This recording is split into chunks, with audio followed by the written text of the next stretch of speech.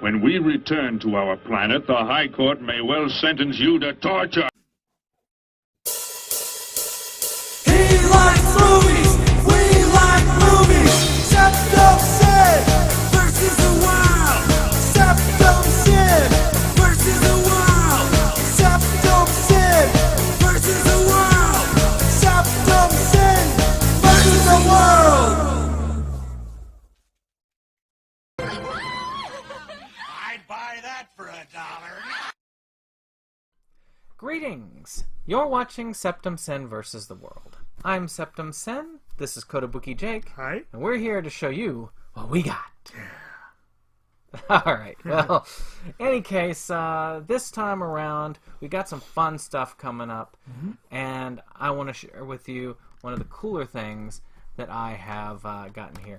Ooh. And this is Garfield's Yes. Halloween Adventures. Oh, where'd it go? Spooky. Maybe the ghost pirates got it. Well, I keep trying to chase that stupid streaming guy out of the house. Oh, that guy. He keeps saying stuff about he needs to get Halloween movies to burn, and I don't want him to burn my copy of Garfield at the Halloween Adventures. No. It- Better not burn my stuff. I'll whoop his ass. It was my favorite, one of my favorite Halloween cartoons growing up. Yep. I considered it something. I actually considered it very scary growing up. I was a very sheltered child, but I did. I considered it scary. There's a part with ghost pirates in it, and Yeah. Garfield's hiding in the closet, and the pirates look at him and discover him and Odie, and Yeah. it really did creep me out when I was a kid. I'll admit it probably did for me when I was really young, too. That's, of course, now you watch it and it's so tame. Oh, yeah. But on the other hand, one thing I like about those old Garfield specials, they really did put in for some pretty cool music with those. And they were really... Oh yeah, it Yeah. was a wonderful thing. I'm Yeah. looking forward to watching it when I can find it again. Not to mention, I can't remember the name of the guy, but the guy that voiced Garfield, he did it so well. Oh yeah, He and really did. it is too bad that he passed. But he kind of sounded like Bill Murray, which is why they Kinda. had Bill Murray voice Garfield in the movie. still Of haven't course, watched he voiced Bill Murray's character in the real Ghostbusters, so it worked out that way. Oh yeah, and that was a classic too, I think. Yeah. So, Right. yep, there you go. So I have an interesting theme this week, and it's going to be a little bit of a shocker. I am not presenting anything AV. It's all print media this week. But I just happened to get what turned out to be like the perfect for a 5-item thing. You may or may not have heard me talking. I can't remember what I said on this channel. I think I said a little bit on it. I think I complained because someone turned in a ton of manga to the library as donations. And it was all crap. It was all in bad shape. One of them, they had an omnibus of Azumanga Daioh. I wanted that so badly, but it was in very poor shape. Well, But right. a few days later, someone turned in some nice ones. And what's even better is they were all number ones. So I started 4 series. I don't know if I'm actually going to have the money or the inclination to actively continue collecting all of these, but I'd like to. Yeah. So we'll see how it goes. But I did get the first volume each of some series. And the first one is one that I've been reading. And in fact, I read volume 19 today. I've gotten mostly caught up to where we are here in the States. But it's so far a pretty good series. It's one that came highly recommended from some mutual friends of ours. And that is Kazuo Kato's series Blue Exorcist. Oh, I do yes. have volume 1. Aniplex has the anime. Yes, and God knows when I'll get that. I'll probably complete the manga before I can afford the anime. But I want to see the anime. I really do. But it's a fun series. It gets into some kind of strange territory. to put it mildly. But the basic gist of it is Rin Okamura is a boy who was raised by a priest, and he and his twin brother are raised by this priest, and he finds out one day that he's actually the son of Satan, and that his adoptive father, is killed when Satan comes to try and reclaim his son, and Rin will have none of it. And he actually starts training to be an exorcist in order to one day defeat Satan. So it's a very interesting series. There's a lot of different takes on it's like it borrows from Western and Eastern religious perspectives. It's a fun series, and I'm enjoying it. All right. And I'm glad to have a piece of it. So mine goes into a theme as well as we go on, and my last four are all of a theme. And you'll see when I talk about this nasty thing, Amityville Exorcism. There will be a review forthcoming. It is by Mark Polonia, who did a lot of the weird ape films that David Sterling, who I do really like because he has responsible for a lot of the Camp Blood stuff, and I love the Camp Blood series. So I wanted to give this a try. I like this movie, but I don't like it for the same reasons that I'm sure that Mr. Polonia would like us to like it for. Because I think that he would probably want this to be scary. It's not scary. Actually, it's one of the more hilarious films I've watched. Unintentionally so, it seems like, but with the bad acting and the story about haunted lumber, it literally is. It's basically, the story is pretty simple, and they explain at the beginning. A guy was working on the Amityville house. He took some spare wood from the house, left pieces of it in his basement, and the wood possessed people. Yes. So many bad jokes in that. Evil lumber. Okay. So, imagine a 2x4 haunting you. Still, not, like I say, it's a fun watch. I was never bored. I gave it a pretty good rating. Check out my review later on. So did one of the splinters possess a rat and lead into an interesting crossover? It's kind of a bad joke, but whatever. Yeah. Whatever. So the next one is a series that I'm not familiar with personally, but I've heard a lot about it, and I'm very interested. And all of these have anime counterparts that I want to see. All of these are shows that I want to see but have not seen yet. I do own one of them in my collection, but the others not so much. But this one is a series, and of course, bear in mind though, these are the manga. This is Bakuman, Part 1. I've read that one. This is by Sugumi Oba and Takeshi Obata. I think isn't that the ones with the Death Note creators? Yeah, the creators of Death Note. And that's one of the reasons why I had heard of it. And Nothing like Death Note. No, this is about manga artists, and dang it, I just realized there's a little bit of gunk on there. Dang it, I'm going to clean that up. Very annoyed about that. But anyway, so I don't know a huge amount about this, but I've heard a lot. It's supposed to be quite a good series. I did enjoy Death Note. It was a pretty good series, despite the third act stumble. Yeah. It started off great and kind of petered out. And ended in a whimper. Yes. Although I kind of, the very ending I kind of liked, but, and the manga didn't draw out the end quite the way the show did. Oh, well, But, yeah. I need to read the manga for that. I have read all of that manga that's been out, and I have seen all of the anime that I can catch. So this is a good one then, huh? It's pretty decent. Cool. I just hate that they've only released one volume of the anime here. Yeah. So apparently not everybody liked it. I'm sure they all went and said, "Ooh, it's like Death Note." Oh, it's not. Yep. All right, speaking of things that are not the Death Note, Heh. Amityville Vanishing Point. You like Twin Peaks. This wants to be Twin Peaks.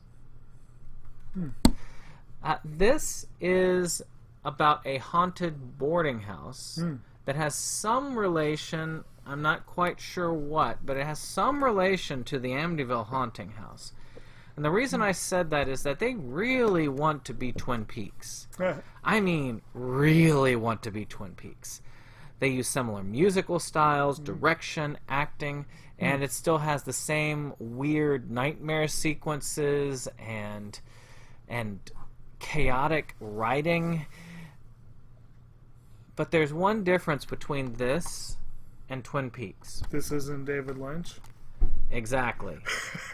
And David Lynch can pull it off. Yeah. These people did not pull it off. I was confused and bored. And I'll admit, I felt confusion and boredom with Twin Peaks too, but that was not on a regular basis. It was only part of the time.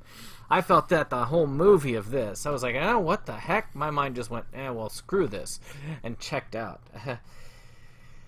But it's not that expensive, and it's a fairly recent release.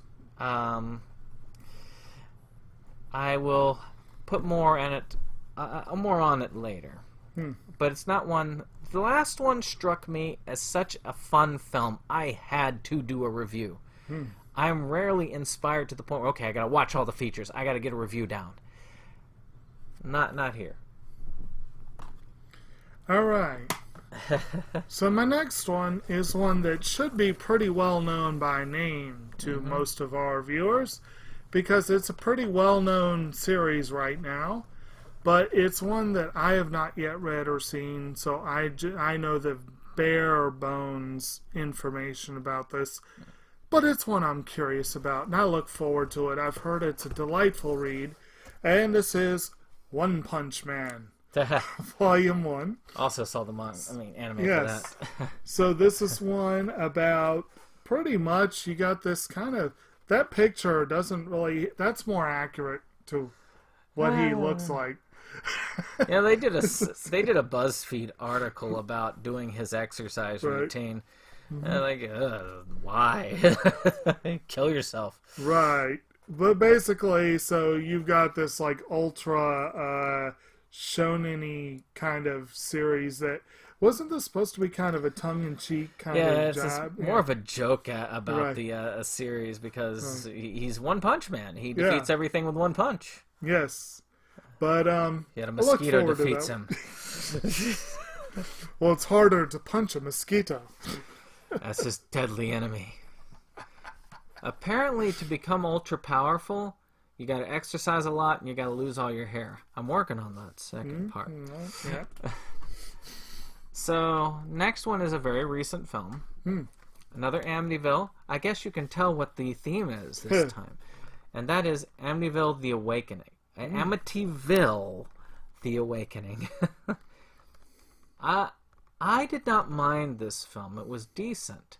It's about this group that moves into the house, the Amityville house. I've watched all of these mainly because I'm prepping for a video. I'll talk about that at the end. And the brother is in a coma. There's a lot of tension with the remaining family members about whose fault it is, about you don't love him, and they move into the Amityville house. And that house is not known for making tensions between family better. Tends to increase those tensions. That's not what they said in the brochure. Yeah, well, can't believe everything you read. I didn't mind it. Bella Thorne doesn't do a bad job in this, and I don't mind her in a lot of horror films, so it's kind of fun. It's worth a one watch. Good deal. Alright, my next one is the one where I do own the series. It's an NIS America release, and it is very high on my priority list to watch. That doesn't necessarily mean it'll happen anytime soon, but it is very high on my priority. But I was very interested because, Bakemon's kind of a low-key manga artist, But still, all of these are considered pretty shonen-y kind of series. So I was a little surprised to find this fourth one in the pile. But I'm very intrigued, and I'm glad that I will have an opportunity to read at least part of it. And that is the series My Little Monster. Oh, yeah, I have that too. By Robico. And the basic gist of it is she is a grade-obsessed, no-nonsense kind of, I just want to be left alone and do my thing. And he is odd. He's unstable, he's violent. People look at him as sort of a monster. And she is no exception. And they are forced to kind of, you know, when we were first talking about this one, I was kind of like, well, that setup sounds like Toradora, but in a lot of ways, but in a lot of ways very different too.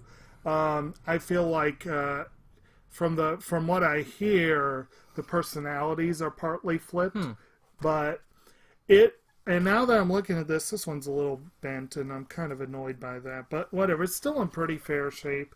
But I'm very interested in getting to at least read part of the story.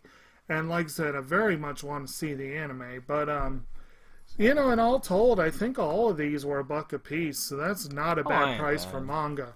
So, it's pretty cool. Pretty cool. Well, my last one for the week.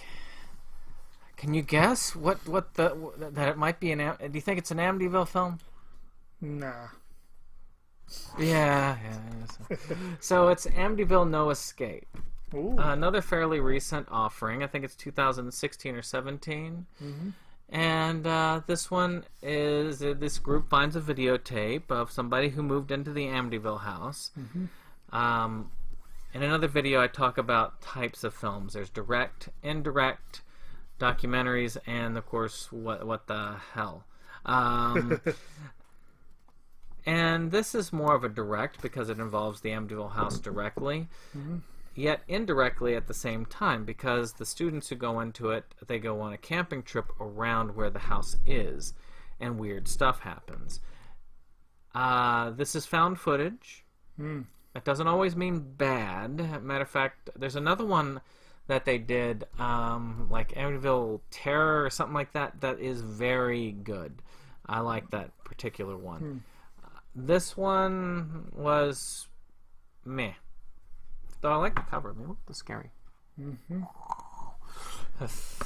Hurts. Yeah. And my last one, again, keeping with the theme of print media and keeping with the theme of anime and manga, but this is neither. But I found this book, and this book, I'm excited about this. It's little, but it's fun. Aww. It's a little book. Yeah, no. It's called Manga Moods, 40 Faces and 80 Phrases.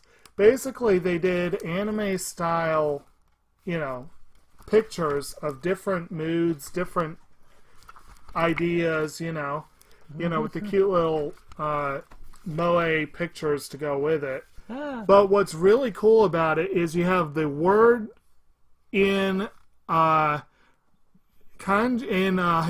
and or I think it's hiragana and romanji. So you have translations, but you also have popular phrases related to the words. So this actually could be a pretty cool little primer for learning a lot of basic stuff, you know. Like some of this, like I already know, like "yatta, I did it," you know, I know that. That's under the celebratory phrase, of course. So that's very, I don't know, I just saw this and I'm like, that just looks so cool. That looks so fun. And, you know, again, this was like $2, you know, it's not a bad price for something like that. So. Otaku's first picture book. Exactly. But, yeah. Well, I hope you enjoyed this. Of course, if you did, click that like button. Of course, we would always love a subscribe. We are inching closer to that 100 subscriber mark. I really thank all of you who subscribed to our channel last week. And I hope that it keeps going up as this goes up. Of course, the quality of our channel will improve. I've had to cut back a bit on this channel just because I have to double down on work. But we will keep bringing you our nice quality programming. And, of course, we will have to celebrate at 100. I'm sure we'll reach there eventually. 50 years or so. Yeah. But in any case, we will see you on the next one. Goodbye.